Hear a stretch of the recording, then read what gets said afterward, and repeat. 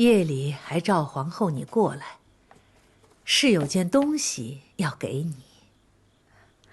儿臣身子欠安，未能成婚定省，已是礼数不周，哪还敢受皇额娘的东西？哎，你是哀家亲自挑选的儿媳，何必这么客气啊？这是哀家封贵妃的时候，先帝赏赐的珍珠领约。瞧瞧，这几颗珍珠颗颗圆润。哀家知道你节俭惯了，但景色到了年纪，哀家这件东西就当做给他添嫁妆吧。来，福家。哎，皇后娘娘，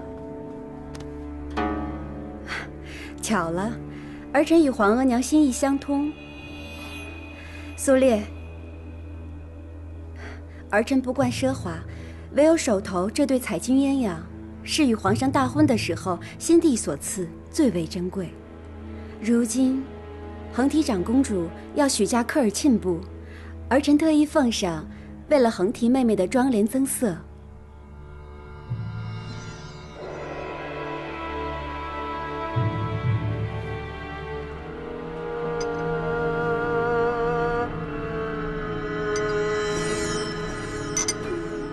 茶水凉了，福家，换杯热的。是。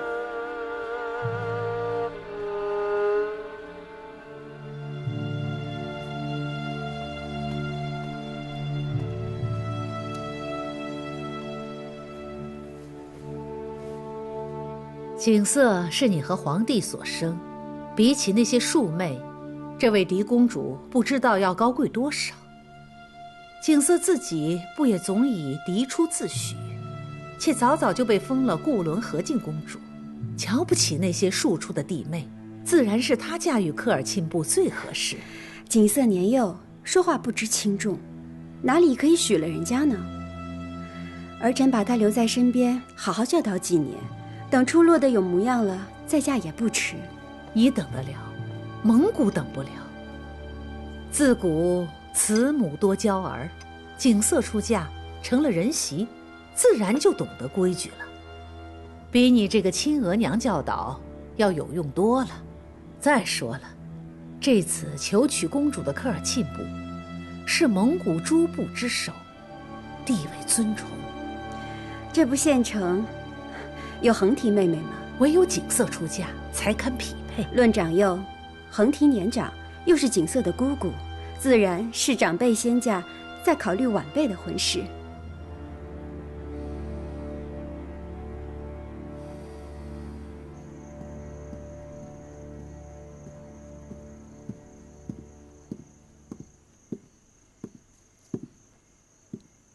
皇上，时候不早了，喝一口安神汤就歇下吧。许家的公主人选未定，朕的心就不安。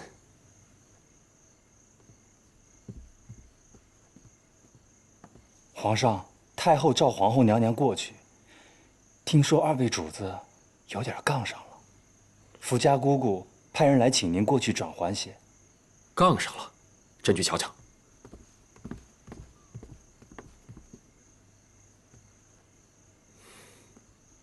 朕要是去的话，皇后跟皇额娘一定会要求朕给个说法，朕不能去。皇上，可是太后和皇后娘娘僵持着也是不妥啊。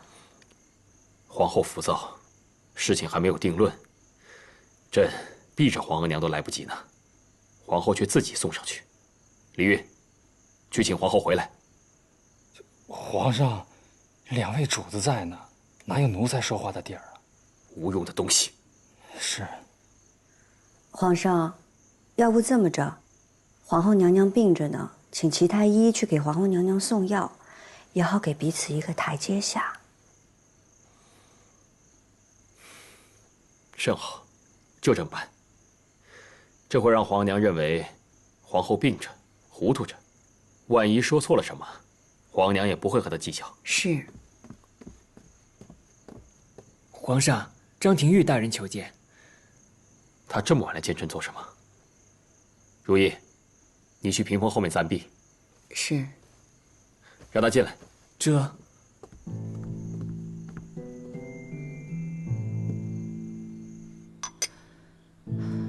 哀家已经远嫁了一个女儿，还要再远嫁一个。皇后，你是哀家的儿媳，你忍心看着你婆母伤心？儿臣不敢。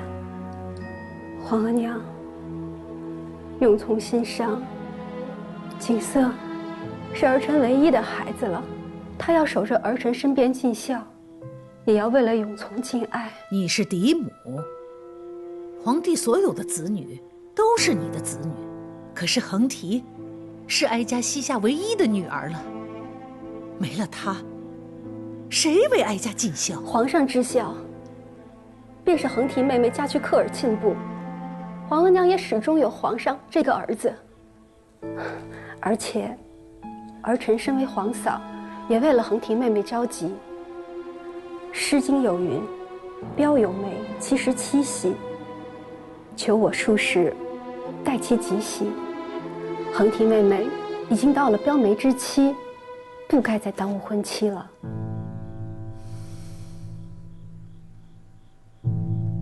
你这皇嫂真是不易呀！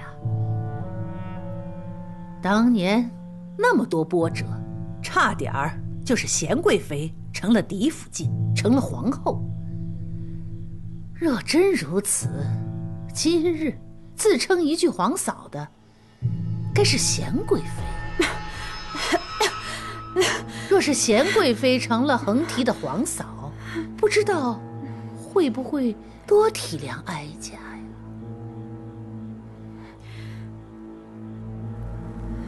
贤贵妃无子无女，那蒙古求娶，能嫁的便只有恒提妹妹。皇上也不必被臣子们力荐了。好，好，不愧是哀家自己挑选的儿媳，怪不得连皇帝都夸你十足像极了一个皇后的气度。儿臣多谢皇额娘的夸奖。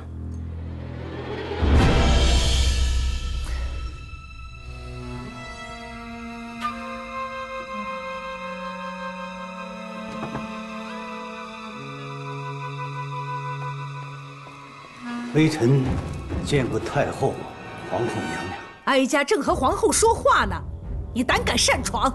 太后请息怒，皇后娘娘乃是抱病之身，体育须乏力，必须得按时吃药，否则的话，凤体难以承受。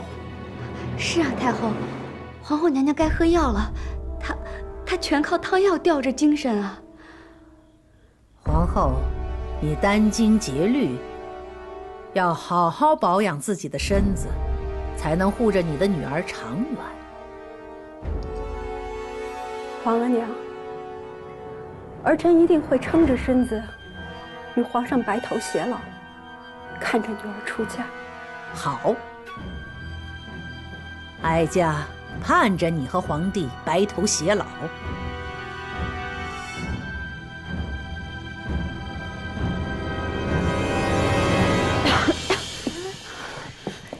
娘娘，你要撑住啊！本宫当然要撑着，本宫一定要等到皇上下旨让恒提出嫁为止。您刚刚顶撞太后的样子，奴婢看了实在害怕。为了景色，本宫就算是豁出一切，也要把她留在身边。臣想来想去，恒提长公主嫁到科尔沁部，还是实在不妥。恒提是嫡公主，有何不妥啊？皇上细想啊，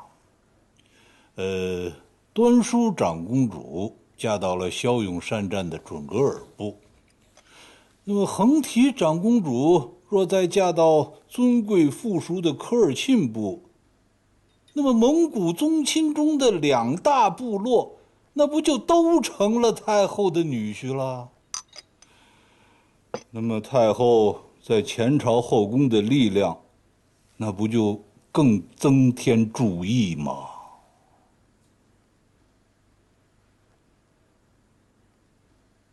那你的意思是？或许和敬公主可以嫁到科尔沁部。皇上，反过来想想，朝臣们的反对未必都是替太后说话，也是为皇上的江山着想。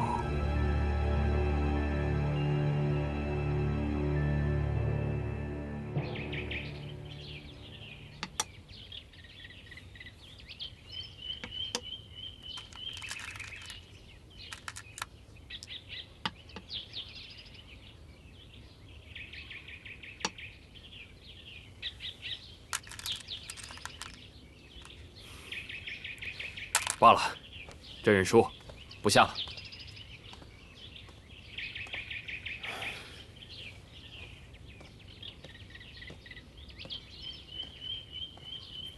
皇上的心思并不在此。朕想到前朝的事情，心就烦。讷亲带着朝臣们，极力主张嫁景色，不嫁横提。张廷玉算是和皇额娘较疏远的重臣，他为朕思虑，也说要嫁景色，也不知他是否真心实意。应该是。张大人的话，臣妾昨日也听见了。如若横提真的嫁往科尔沁部，尊长的的确是太后的权势。这为父为子，为夫为兄，又为95之尊，许多的决断，确实让朕为难。皇上对太后是内疚和忌惮，对和敬公主有着父女的血浓之情。但是皇上更是天下的君王，皇上有着多重的身份，必有多重思虑，那就要看什么在皇上心里是最重要的了。朕是皇帝，是大清的君主，朕的心里面不能只有亲人而无朝局。皇上既然在意科尔沁部，想和他们密不可分，那就只有将自己最信任的人嫁过去，才是最好最稳妥的。朕当然知道，让景色嫁过去最为合适。可皇后才失了永从，朕怎么忍心让她再承受生离之苦呢？臣妾知道皇上的忧虑，但是国有重用，公主先是帝王家臣，才是父母之女。这件事情，容朕再想想。皇上，傅恒大人在御书房外求见。他定是为了此事来求见，他呀，肯定会为皇后母女说话。既然傅恒大人求见，皇上不妨听一听。讷亲他们进宫劝阻横提远嫁蒙古，皇帝不知道听进去没有？太后别急，您得沉住气。皇帝都几日没来请安了，有心避着哀家呢。有些话哀家说不得，但须得有人去说。太后是指淑嫔和梅嫔？养兵千日，用兵一时。讷亲他们在前朝里进言，这后宫的枕边风也要吹起来。可惜呀，淑嫔她情痴根本用不上，梅嫔倒是有心，就是笨嘴拙舌也说不到点子上。皇上近来一直心焦，眼下恐怕只有娴贵妃才能在皇上跟前说进去话。要不要奴婢把娴贵妃找来？咱们主动去找她。但是哀家还不想给她这个脸面。是。不过太后，讷亲大人在朝中可是一直力劝皇上不要许嫁横提长公主的，可私下里也劝过您。其实，横提长公主嫁到科尔沁部也不是坏事，毕竟科尔沁部是蒙古诸部之首，长公主若嫁过去，与太后您在宫中朝中的地位也是有好处的。这些，哀家怎能不知？可所有的好处堆到一块儿，都不及孩子在身边要紧。当年横绰远嫁，哀家就是为了朝廷，不得不先尽了贵妃的职责，尽量不去想哀家还是个额娘。可如今，哀家正日活在对横绰的思念之中，身边唯一的横提还有可能再要被远嫁，哀家顾不得那些好处职责了。此时的哀家，先是个额娘，再是太后。贤贵妃来给太后请安。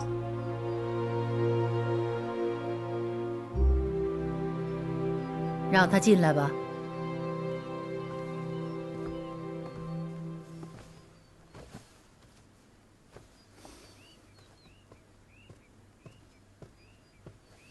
臣妾给太后请安。起来吧，坐。谢太后。这个时候来做什么呀？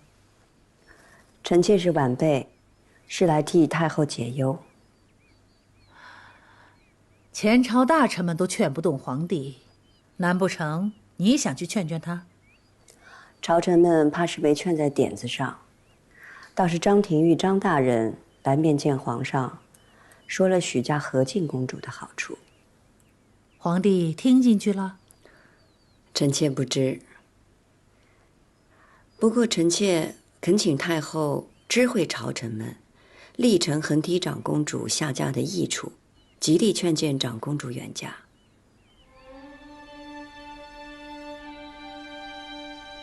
贤贵妃，您这不是戳太后的心窝子吗？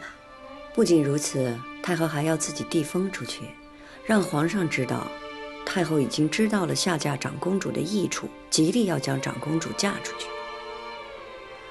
哀家自己去说，要许嫁横提。是。当然，臣妾不是真的想让太后嫁女，而是想帮太后把长公主留在身边，所以恳请太后行事，前朝后宫齐礼。越是人人知道太后要嫁女，尤其让皇上和皇后知道，越能力保横提长公主留在宫中。择利而为，是为后妃的选择；力保儿女，是为人母的选择。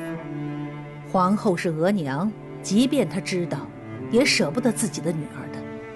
想必皇后是为母情急，一时乱了方寸，才会不顾病势为和敬公主拼力一搏。这时候太后和皇后谁先定下心来往前走一步，反而可以留住自己的女儿。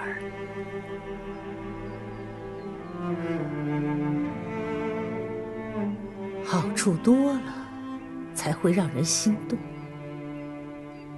哀家自己去造势，让富察氏族按耐不住，必会给皇后施压。皇后是富察氏之女，处处以全族利益为重。如今被自己的至亲逼迫，怕她也无可奈何。哀家小瞧你了，果然是个聪明人。谢谢太后夸奖。皇上为此事烦心已久，臣妾只想助皇上了了这桩心事，心事一了，朝局也安稳。臣妾也可以略略报答当年太后的庇护之恩。仅是如此？仅是如此。怕你还恨着皇后吧？臣妾不敢。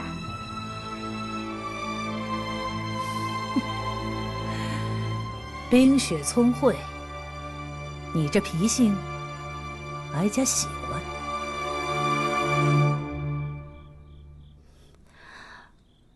皇上还在为蒙古求娶之事烦心吗？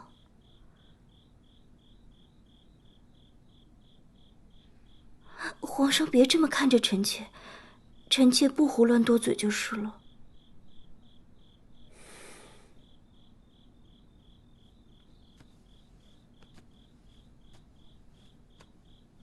说来，臣妾也是和敬公主的庶母，当然是希望公主留在身边的好啊。这还像句话？嫁了蒙古，便是得了实打实的靠山。皇上满心孝顺，自然是希望科尔沁部这般威武的好女婿是给太后得了的。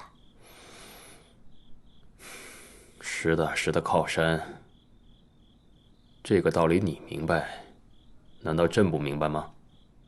皇上当然是最明理的，谁的女婿总帮衬着谁嘛。行了，你别说了，朕意已决，下去吧。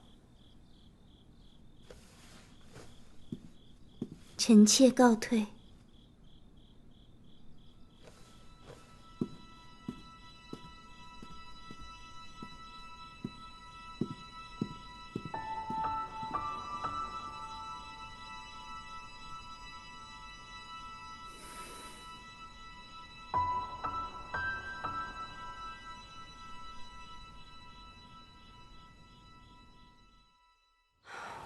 皇上要本宫和纯贵妃去劝和敬公主啊。是。皇上怕是自己为难。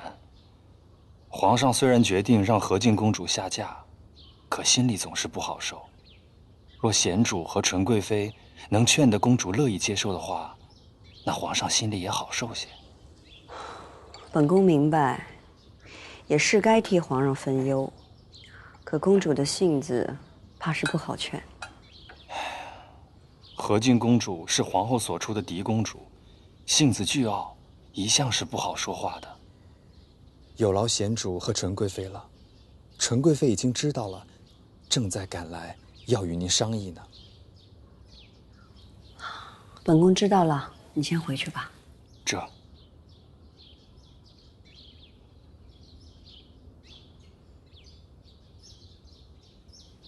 主儿，看来您跟纯贵妃有钉子要碰了。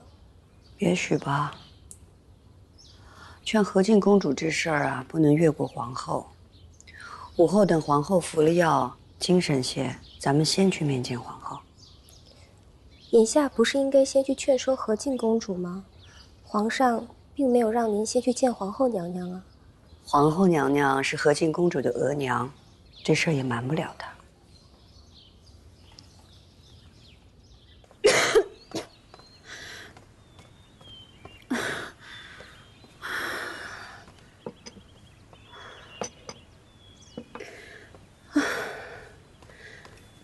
父后，是本宫的亲弟弟，怎么能利欲熏心？听朝臣们说，恒提下嫁科尔沁部的好处，就这样让本宫同意景色出嫁了。就连张廷玉大人都在皇上面前进言了，您再舍不得母女分离，也得为富察氏上下打算呢。本宫怎会不知道？联姻科尔沁部对富察氏有莫大的注意，也可帮助皇上制衡蒙古大部。可是本宫身为人母，舍不得景色。可傅恒大人说，天大的好处不能给了太后和钮祜禄氏。本宫这一辈子都在为了富察氏，就不能许本宫私心一回吗？傅恒大人说，您病重，不能不想到万一。如果谁还能为公主的婚事打算呢？他们哪里是为了本宫和景色着想？他们满心里只有富察氏的利益。您是大清的皇后，更是富察氏的皇后啊！本宫为了富察氏的荣光，已经耗尽了心血，舍出了一生，结果连自己的女儿也要跟着本宫一同牺牲。娘娘，应该吃药了。娘娘，贤贵妃来了。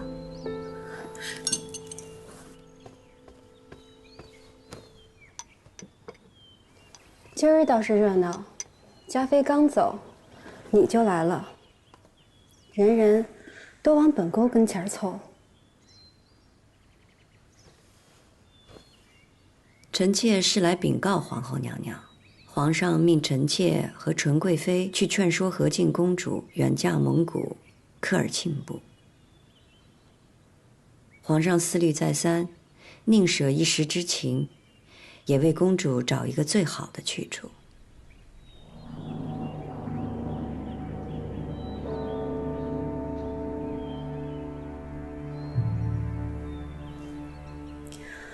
本宫身为皇后，皇上有什么事儿，自然会亲自来跟本宫商议，无需你来告知。再者说，本宫母仪天下，与皇上一心，自然以国事为主。景色是嫡公主，何该为大清的江山社稷奉献一切？皇后娘娘不舍公主，但为了江山社稷，如此通达，垂范天下，令臣妾钦佩万分。您宽宽心，对凤体也有益。你不要总惦念当年差点成了皇上的嫡福晋，现在看着本宫体虚，就想越俎代庖。臣妾还并无此意。皇后娘娘提起这些事儿，这么多年是皇后娘娘放不下，心有执念，难免行事悖乱。本宫是大清的国母，从来行事清明，何来的悖乱？皇上了解皇后娘娘，心系天下，更心系富察氏。皇上知道皇后娘娘会允准和敬公主嫁往蒙古大部，一是为了江山社稷，二是为了公主有个好的归宿，和富察氏互相扶持，延续富察氏的荣光。出身大族的女子，哪一个不是为了家族的荣光费尽心思？当年你的姑母景仁宫不也如此？她费尽心思把你塞给三阿哥和皇上，又为哪一般啊？你啊，不过是想费心，也族中无人罢了。臣妾族中是无人，臣妾更无儿无女，不似娘娘般福泽深厚。臣妾能从冷宫活着出来也实属不易，只想过简单随心的生活，不想似娘娘般被族中亲人逼迫做着违心之事，含泪带笑，更不会和儿女生离死别。你少在这里扮伶牙俐齿，劝得服景色，才算你对得住皇上的吩咐。皇后娘娘请保重凤体，来日还要送和敬公主出嫁，臣妾先告退了。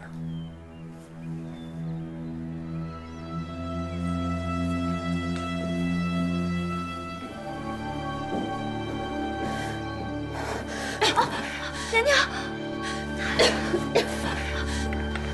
娘娘，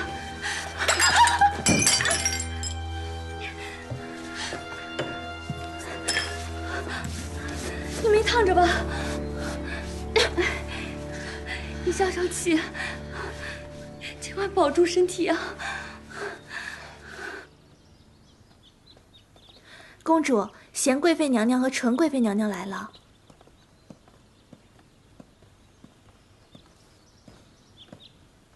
坐吧。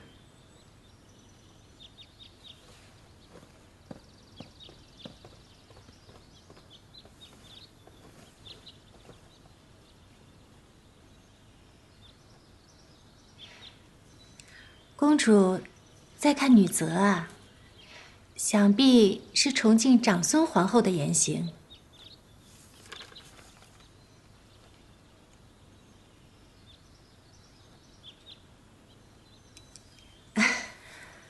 皇上已经想好了，公主嫁往蒙古科尔沁部，婚事就定在明年3月，草长莺飞，春和景明，果然是公主出嫁的好日子。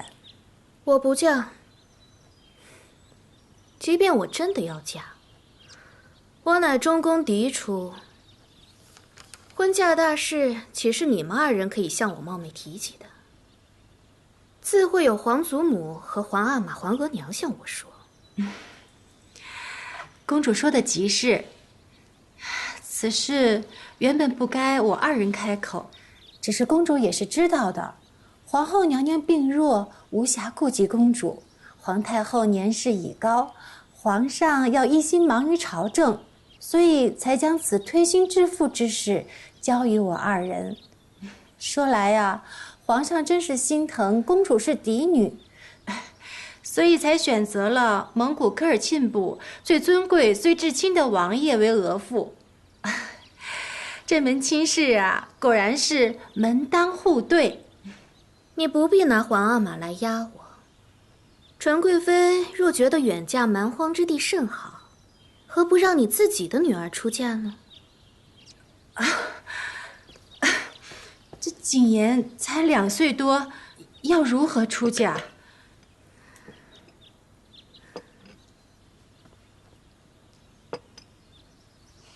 公主，蒙古铁骑向来是我大清安定四方的后援劲旅，满蒙联姻也是先祖就留下来的规矩。那又如何？我不喜欢，自然不嫁。公主想天下之养，就该为天下倾尽心力。更何况这次只是让公主遵循满蒙联姻的旧俗。父母在，不远游；皇额娘抱病，永从夭折。我身为长女，理应承欢膝下，洒扫侍奉，以全孝道。公主的这门婚事要尽的就是皇后娘娘的孝道。怎么可能是皇额娘？她怎么舍得我这唯一的女儿？7、8个早伤，皇后娘娘唯一能依靠的就是公主您一个人。若要中宫之位稳若泰山，就需有强劲的依靠。公主嫁往科尔沁部，便是最好的打算。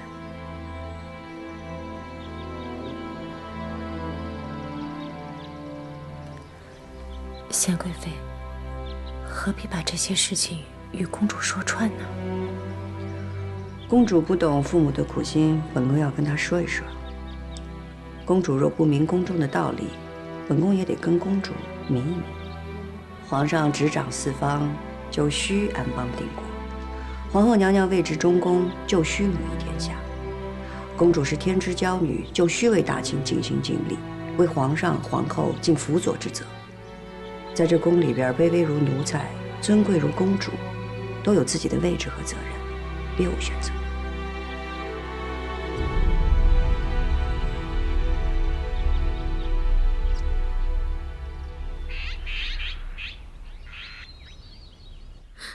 皇额娘，锦瑟，你皇阿玛既然让2位贵妃去劝你，就说明她决心已定。只差一道圣旨颁布天下。皇上的脾气，皇额娘是最知道的。江山为重，他决定了的事儿，就再难转换。哪怕是皇额娘事先备了万一的侥幸，如今也是不能了。可是皇阿玛还有恒体长公主这个妹妹，恒体长公主是儿臣的姑姑，还比儿臣大了几岁。为什么皇阿玛偏要选儿臣呢？你皇阿玛原本也想让恒体长公主嫁出去，可若真那样做，无疑是加强了太后与蒙古各部的联系。皇额娘的意思是，就因为太后的端淑长公主嫁去了蒙古，所以恒体长公主不能再嫁。是，科尔沁部是我大清最重要的姻亲，是大清安定的后盾。要嫁，只能嫁最亲的人。而你，若是嫁去蒙古联姻，便是对皇额娘和富察氏一族最大的扶持。所以，只能是儿臣了吗？这是最好的机会，这样的机会不能给了太后的女儿，必须要抓在我们的手上。可是皇额娘，您真的舍得女儿吗？皇额娘从一出生便知道，自己这个人，这一条命，都是属于富察氏的。像你，一出生便是公主，你的一切是属于大清的。作为大清的公主，这是你的职责，也是你最好的归宿。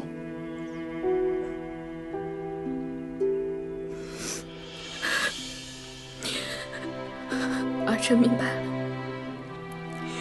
儿臣既然存定了孝心，也是大清和富察氏的期望，那么女儿顺从就是。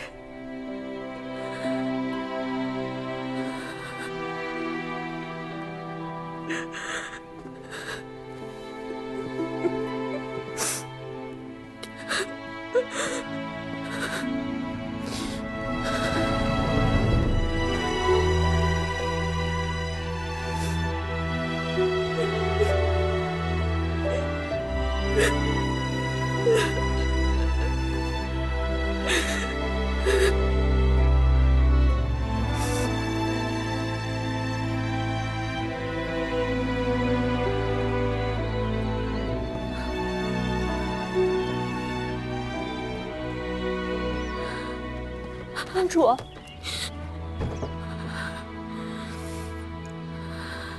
我头一回知道，原来生在帝王家是如此艰辛。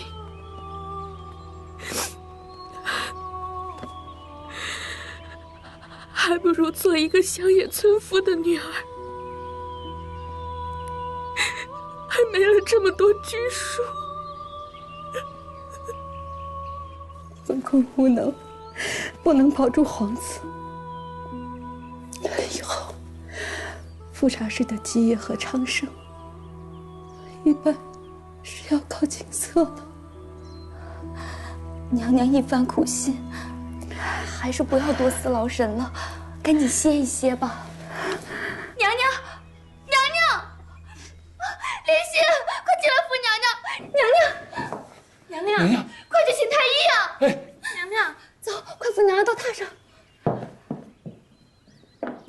景色出生时，皇后生的大公主就已经夭折，哲妃难产，与二公主一块离世，所以很久以来，朕只有景色这一个女儿。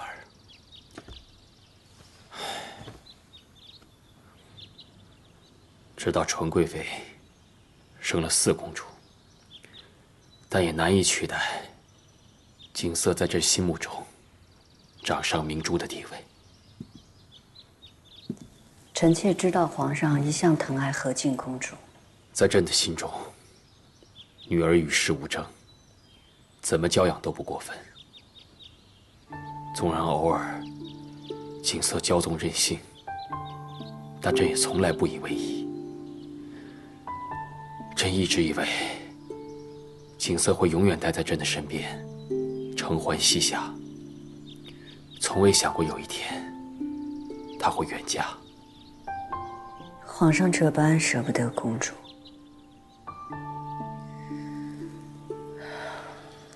要不然皇上在京城设立公主府，让公主和额驸成婚之后多回来省亲，这也算是个缓和。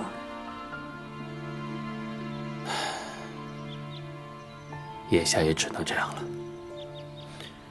朕只希望景色可以安心地接受这门婚事，从今往后的日子能够和乐美满。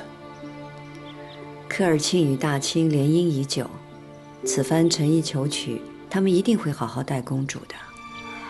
皇上您也不必太忧虑。但愿如此吧。固伦和敬公主上蒙古科尔沁部，晋封横提为固伦柔淑长公主。明年3月上礼藩院侍郎宗正。哀家知道这个宗正，出身书香门第，是个踏实有才之人。而且，横提嫁入京中，可以时常在哀家面前尽孝。太后心愿已足，再没什么不高兴的。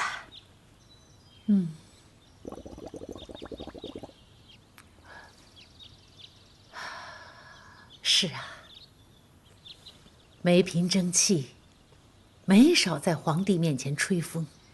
娴贵妃很尽心。若不是娴贵妃想到反其道而行之，皇帝没准还听不进去呢。也是皇后病重，总要为女儿想个好去处。这个好，在富察氏族人面前，必定心动。皇后娘娘的病，皇上心里有数吗？皇帝当然是知道的，这不，吩咐了提前回銮。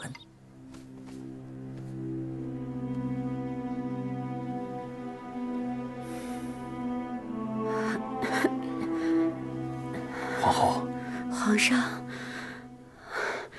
你怎么在这儿？躺着，躺着。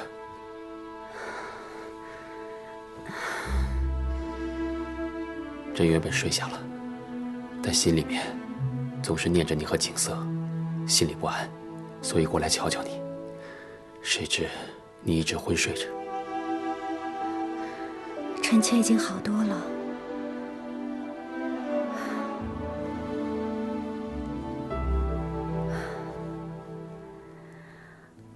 皇上，臣妾想再次去陛下元君祠拜求，希望赐臣妾一个嫡子。皇后，你身子不适，不宜劳动。过些日子，朕打算回銮，咱们也该回京，为景色的婚事准备了。臣妾没事儿。你好好歇着，朕去前厅坐坐，再回来看你。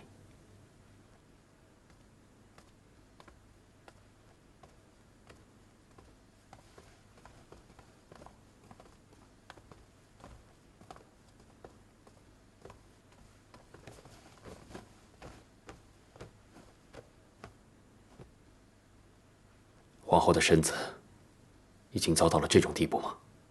皇上，皇后娘娘这些年一直是焦思苦虑，太过要强，一直想着进步提气，原本是精神百倍的，但是，皇后娘娘是用心过甚，其实大半是心病，微臣们只能医得了病，却医不得心呐。望皇上恕罪。皇上恕罪。这次有景色的婚事冲喜，只要你们细心医治，皇后一定会好起来的。是。李煜，为免车马颠簸，皇后的身子受不住，回程改走水路，你加紧安排。这医得了病，医不了心。本宫果真落到如此地步吗？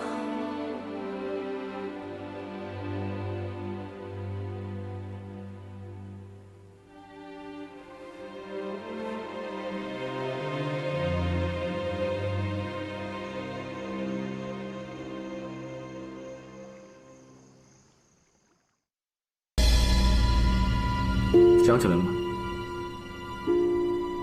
这个不是你的车吗？珊珊，去自首吧。逃避不是解决事情的办法。如果你不敢去公安局，我陪你去。我打听过，对方伤得并不严重。只要你诚心道歉。不是我做的，我说的不是我。我出国前把车钥匙交给我姐这件事，只有你知道。而且，能够随随便便进我姐房间的外人，也只有你。你到现在还不肯承认，是你偷开我车出去的吗？不是我，我说的不是我。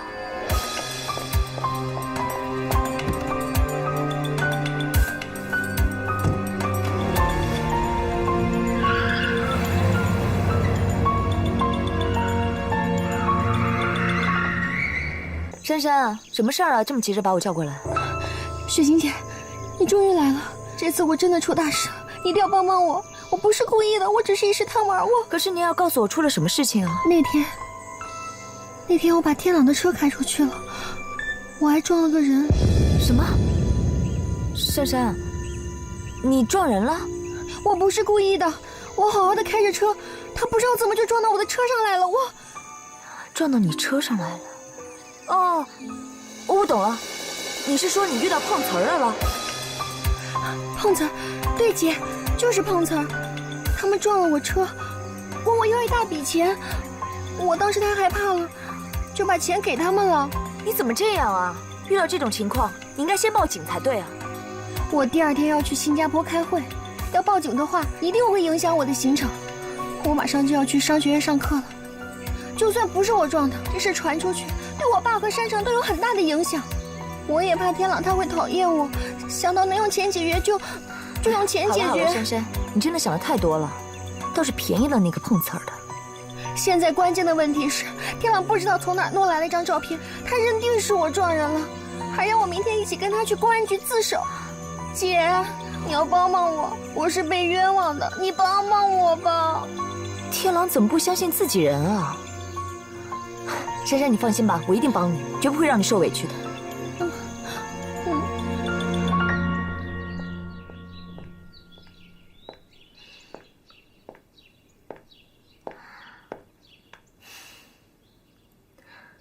在想珊珊的事情呢？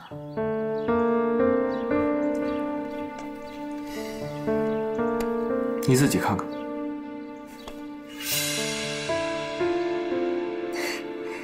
这又不是珊珊撞人的照片啊，这很明显是碰瓷儿的后果。照片哪来的？我花钱买的。连你也被骗了？这帮骗子，拿了珊珊的钱还不够。珊珊给他们钱了？你看，如果不是他干的，他为什么要给他们钱？你这人怎么说不通呢？珊珊遇到碰瓷儿的，想花钱买个教训。照片谁卖给你的？我报警抓他。你的意思是，卖给我这张照片的人和碰瓷儿的人是一伙的，他们都是骗子？那肯定是啊，要不然为什么拿了钱还旧事重提？这帮骗子永远都不满足，得手过一次还想要第2次。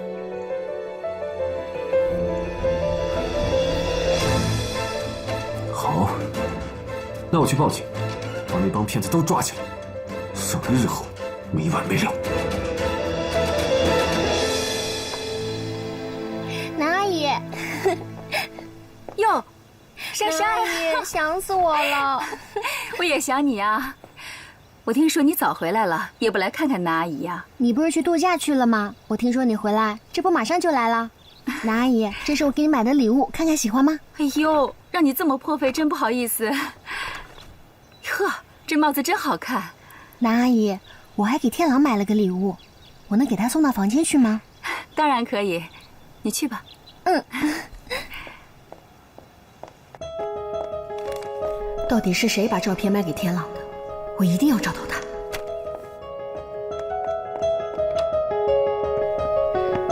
到底在哪儿呢？如果找不到，麻烦就大了。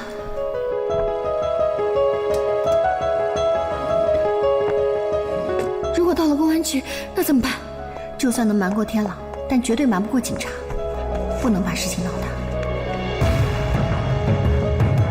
珊珊，南阿姨，你在干什么？你怎么能乱翻天朗的东西呢？哎呀，你有没有给他翻乱呀？他会不高兴的。南阿姨，我求求你，求求你替我保密好不好？千万不要告诉天朗，他一定会生气的。我没说要告诉他呀。天朗，他现在都已经很讨厌我了，我怕他知道了以后再也不理我了。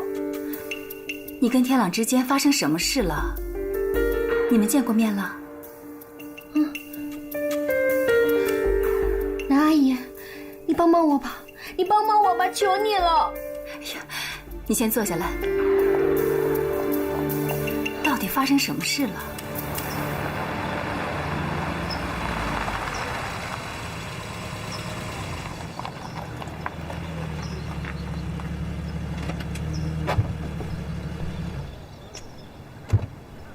你给我站住！今天别想走。又是你，你跟踪我？来得正好，我要找你算账的事儿可不止1、2件，别的以后再说，先说说你诈骗的事儿。诈骗？我一直都没搞明白，你跟曲珊珊不是朋友吗？你怎么能这样对待她？真没有想到，你年纪轻轻的，却一肚子坏水。你说的我一句话都没有听懂，这跟珊珊有什么关系啊？我告诉你，我今天来就是想问你，7月23号到底谁开的这辆车？怎么？上次卖照片的钱不够，你还想再要？什么卖照片的钱？你给我说清楚了。还在演戏呢？我是不会再上你们的当的。除了我还有谁啊？你还装？我把照片交到公安局，你就知道厉害。随你怎么样。只要跟珊珊没有关系，我就不用担心伤害她了。明天要是谁不去公安局，谁就是小狗。明天我等你。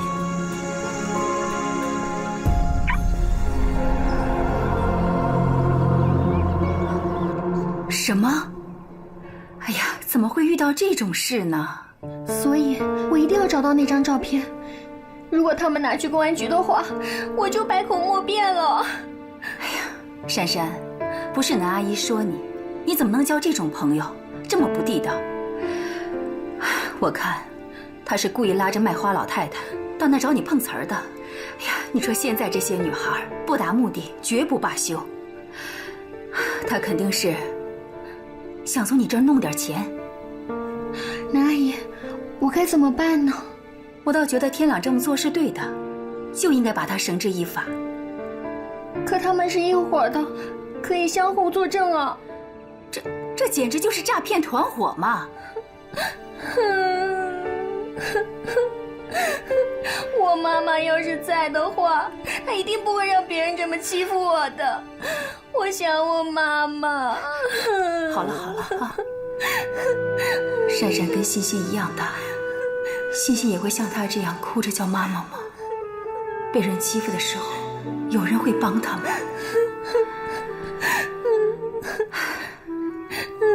珊珊，南阿姨帮你出这口气。南阿姨，你对我真好。你跟她约个时间，我倒要看看这小丫头是何许人也。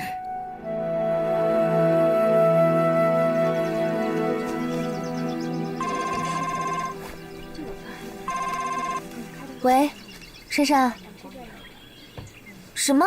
这么多？当然没问题了。哎，别，10点我一定准时送到。啊，奶奶，来大担子了。啊，100支玫瑰花，30盆一品红。这么多啊？谁要的？居士度假村10点前一定要送到，抓紧啦。哦。哎呦，就这些了，您点对不对？对的，庆龄小姐里面请。啊，去哪儿啊？这花钱还没结呢。里面结。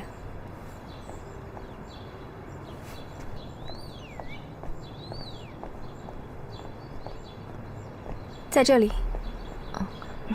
谢谢。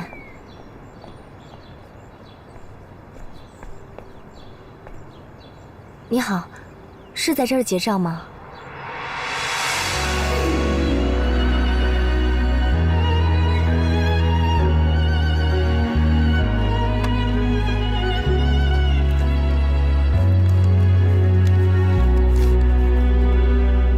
用不了这么多的。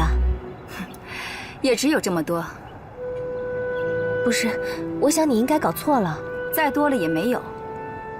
如果你识相呢，就赶紧拿走。贪心的人是不会有好下场的。不是，这位阿姨，我想你应该搞错了。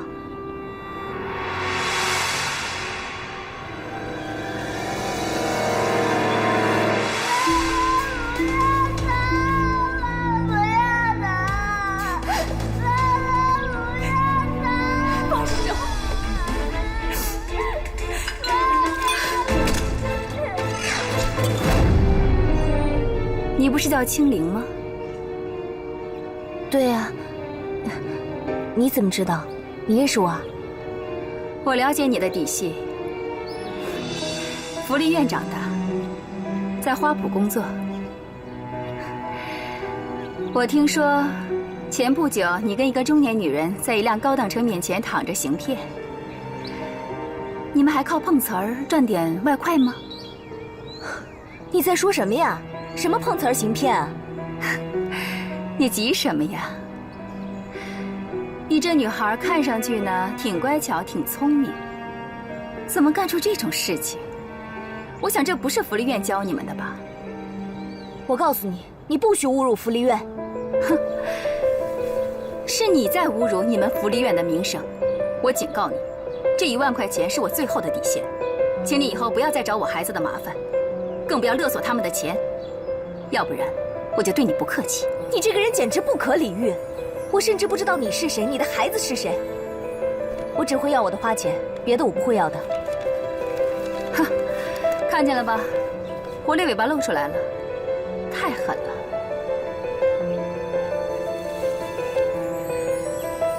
刚才呢，我拍下了你拿钱的过程，这是你勒索钱财的证据。我说过了，我只会要我的花钱，你的我1分都不会拿。可是这上面只录了你拿钱的过程。你为什么要陷害我呀？你到底是谁？我这叫以牙还牙。你是谁？我是谁并不重要，但是我要提醒你，你要是想过富足的生活，就请你靠你自己的双手，歪门邪道是不会让你得逞的。你说我要真把这段录像交给公安局，让他们公布在网上，我想你还能在这个城市待多久？如果我是你，我就拿着这钱，车祸的事从此一笔勾销，我也不会再给你别的钱。车祸？哪人的车祸？你到底是谁啊？别忘了你的证据。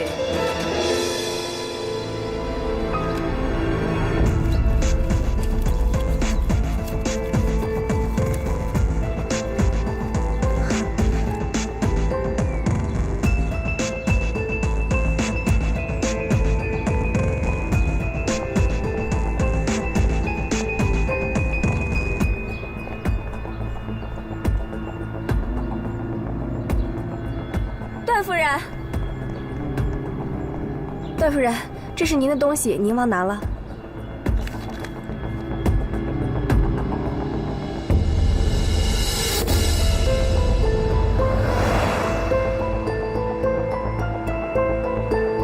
怎么办？怎么办？一定要阻止他到公安局。停车！干嘛？想跑啊？这都11点了，警察也要下班休息啊。再说我从早晨等你到现在，我连早饭都没吃，我真的快饿死了。快停车，我现在就要吃。叫什么叫？一会儿到了公安局附近，我会带你找吃的。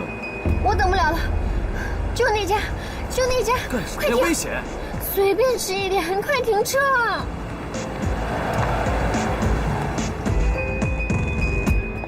哎，珊珊，你确定要在这里吃吗？我都饿死了，就在这随便吃点呗。这里的卫生肯定不合格，要吃你自己吃。那你在这等我吧，我可等了你1上午呢。老板要一碗面。哎，好，稍等啊。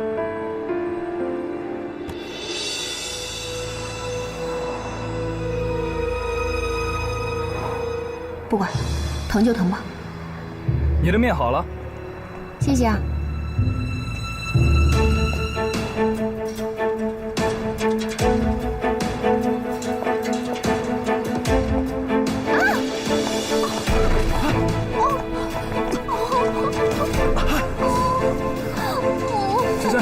没事吧？啊！我的脚怎么了？要不要紧？送我去医院啊！送你去医院。医生，谢谢啊。疼死了！怎么这么倒霉啊？吃个饭弄成这样。行了行了，别叫了，来给我。珊珊，你在这里等我，我去取药啊。哎，你把这个脱下来吧，多脏啊！不然里面衣服都弄湿了。来，帮我拿着。那边人多，估计要10几分钟，你在这等我。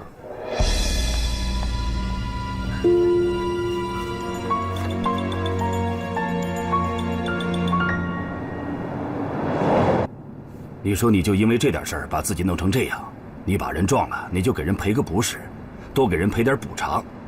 你的履历上以后要有这么一笔多不好啊！你可是山城集团的继承人呐。你放心吧，我可是居士平的女儿，可不能给你丢了脸。这件事我一定能处理好的。现在有了这个，就万事 OK 了。你把自己都弄成这样了，有什么可高兴的？做大事，可不能仅靠你这点小聪明。要继承山城集团，你要学的还多着呢。爸，你能不能不要老是打击我嘛？杨特助，你怎么在这儿啊？珊珊呢？巨东把珊珊送回去了。那他有没有把我的外套给你？没有，我不知道。糟了，我的车钥匙还在衣服里呢。是杨特助。一定是段天狼打来的，要他的衣服。你就跟他说，衣服送到干洗店了，让他去取。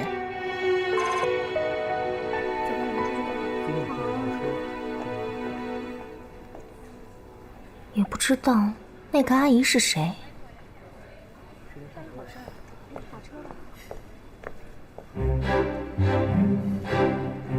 原来你在这儿啊！对不起，我迟到了。什么味儿啊，身上？还好意思说？还不是因为你？我才刚来，跟我有什么关系啊？好了，我不想跟你吵。不是说要去公安局？走啊！还去干什么呀？照片都洗糊了。我说你是不是故意的啊？现在都几点了？我都跟你道歉了，你还想怎么样啊？我想怎么样？我还想问你想怎么样呢？你这人……经理，干什么？能不能声音小一点点？客人们都看着呢。跟我走。干嘛呀？我们找个地方，好好的把这件事情说清楚。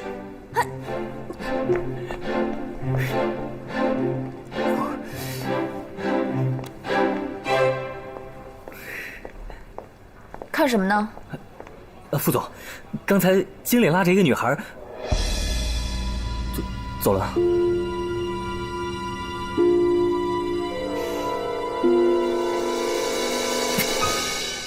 你干嘛呀？你放开我！过去。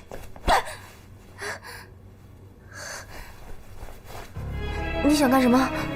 你这个流氓！你信不信我报警抓你啊？电视剧看多了吧？我要不是因为没有证据，我还想报警抓你呢。我又没犯错。他是个色狼，这里太危险了，不行，我得溜。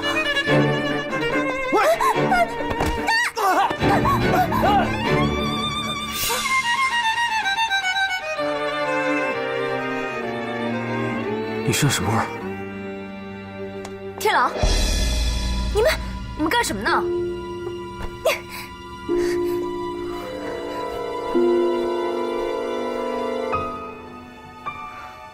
天狼，这是你的专用休息室，他怎么进来的？姐，你别误会啊，我……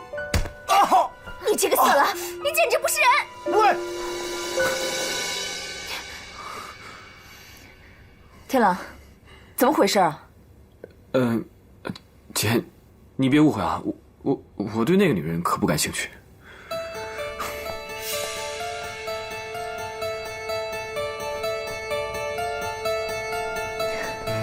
我身上有味儿，你身上才有味儿呢！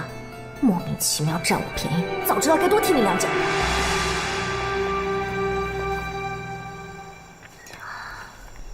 东区的别墅包括装潢已经全部竣工了，作为别墅式酒店，下周可以投入运营。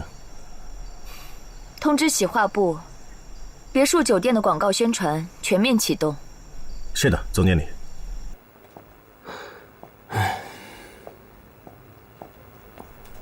老边跟你说什么？还不是老八样，责任心、积极性。人家那是爱护你，他让我去写广告。我丁海，我可是资深财经报道记者。正泰酒店别墅的广告，你怎么知道？我负责拍照。走吧，搭档。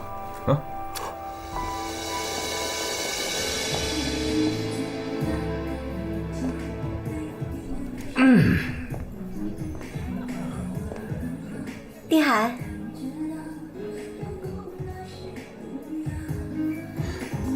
你，我要结婚了，到时候请你来。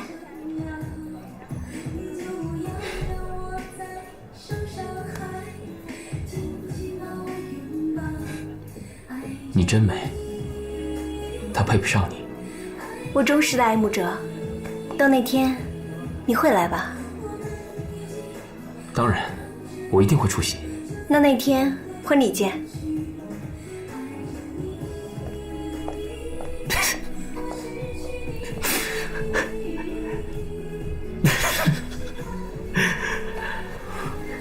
这富家女啊，最终还是选择了白马王子，所以兄弟，你就想开点吧，人家从头到尾就没有把你当异性看。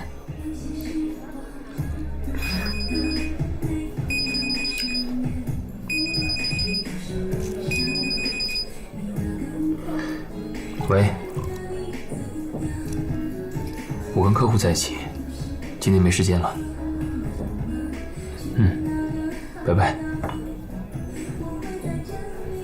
有个青灵在身边多好，还不懂得珍惜，又是纯情女，又是富家女，你不累啊你？长青，我们今天联手去钓个最有钱的女人怎么样？我可跟你比不了，你玩得起，我呀输不起。你一个人在这慢慢疗伤吧，我呀先回家陪我的丽丽，然后再到杂志社赚点加班费。滚！再见。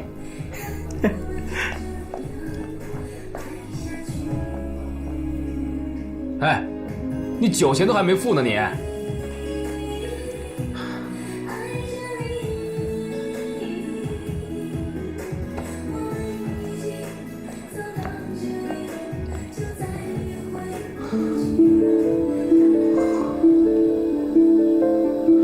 我们见过，还记得吗？那又怎么样？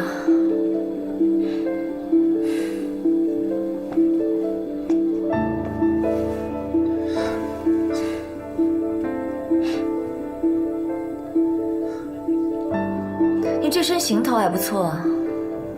你别误会，我不是那种靠女人吃饭的无耻之徒。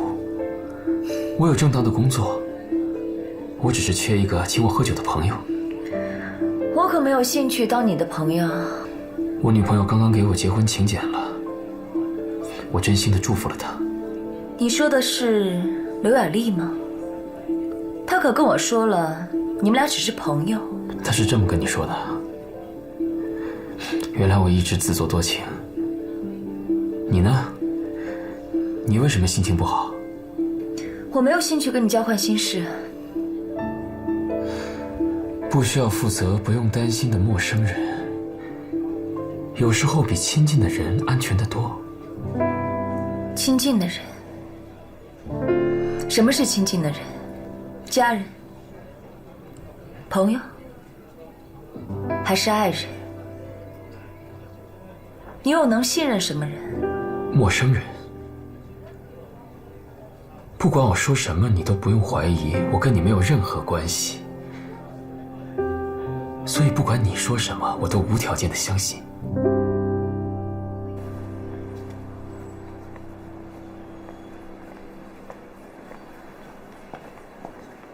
哎，青灵，你怎么来了？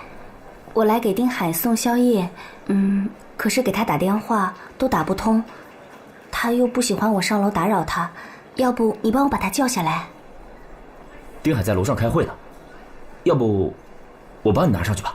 也行，反正我做了那么多，请大家一起吃。谢谢啊。时候不早了，要不你早点回去吧。啊，注意安全啊。好。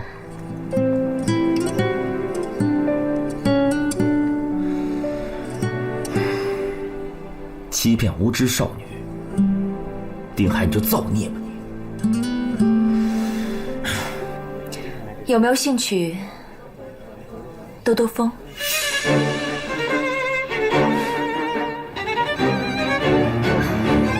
你的车呢？来，谢了。我今天没开车，因为出来买醉。那我们现在怎么办啊？刚才你请我喝酒，现在我请你喝茶吧。不买醉了。去哪儿？你愿意相信一个陌生人吗？我宁愿去买彩票。走。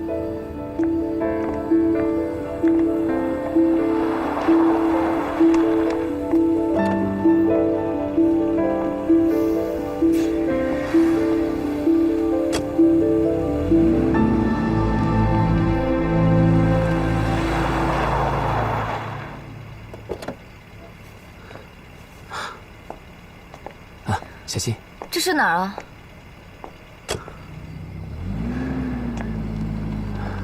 这里还没正式开放，不过我家就在这儿。你家？哪一间啊？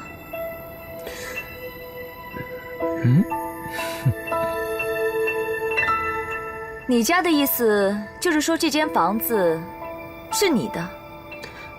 是的。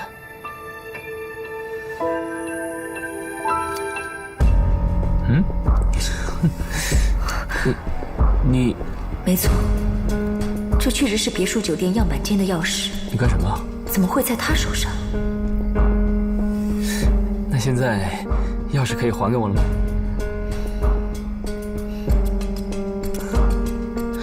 你的房子有多大？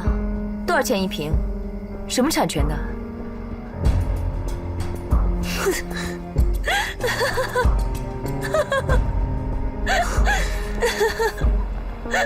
你笑什么？停车！喂，哎，你干什么？开车！喂，神经病啊你！神经病！孩子查车祸的事儿，又是丽丽那个大嘴巴吧？奶奶并不怪那个肇事者。为什么？2个原因。首先是因为你，正是因为这个车祸，我们祖孙俩走得更近了，不是吗？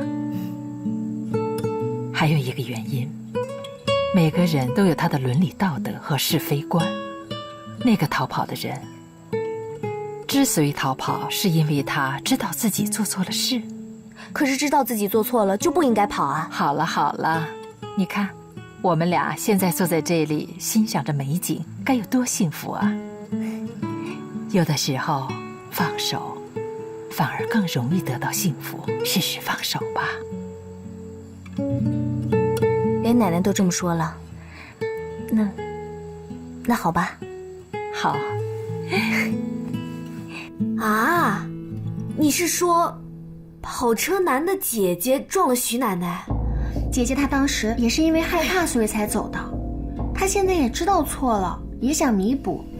她让我帮的忙，我一定得帮啊！她是我大姑子，你也是有家有室的人，我的心情你能理解吧？可是，这样的话，徐奶奶不是也太委屈了？我会补偿她的。青林怎么可能会收你的钱呀？那总之，你先替我保密好吗？算了，就当我今天